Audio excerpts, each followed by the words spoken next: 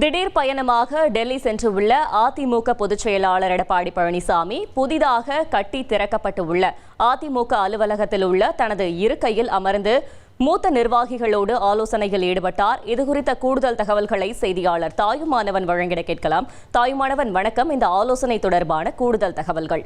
சட்டப்பேரவை கூட்டத்தொடர் நடைபெற்று வரக்கூடிய ஒரு சூழல்ல திடீர் டெல்லி பயணமாக எதிர்க்கட்சி தலைவர் எடப்பாடி பழனிசாமி டெல்லிக்கு புறப்பட்டு சென்றிருந்த ஒரு சூழல்ல தற்போது டெல்லியில புதிதாக கட்டப்பட்டு திறக்கப்பட்ட அமர்ந்து அதிமுக மூத்த நிர்வாகிகளோடு ஆலோசனையில ஈடுபட்டிருந்தார்.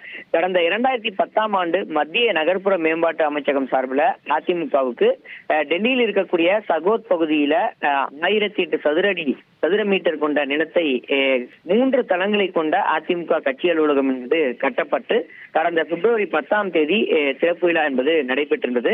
இந்த நிலையில தான் சென்னை என்னங்க இனி வீட்டு வேலையில கொஞ்சம் அதிக ஒத்தாசையா இருக்கணும். யா வேலை கிடைச்சிட்டா? வேலையா? நான் பாஸ் ஆகணும்னு நினைக்கிறேன். எப்படி? பாஸ் வாலா. Be the boss.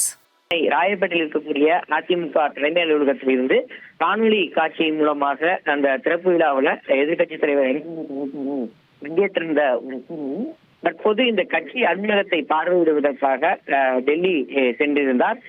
டெல்லிக்கு சென்றிருக்கக்கூடிய எதிர்கட்சி தலைவர் தற்போது அலுவலகத்தில் பொதுச் செயலாளர் இருக்கையில நாடாளுமன்ற உறுப்பினர்கள் மற்றும் மூத்த நிர்வாகிகளோடு சற்று முன்னர் ஆலோசனையில ஈடுபட்டிருந்தார். தகவல்களுக்கு நன்றி தாயுமானவன்.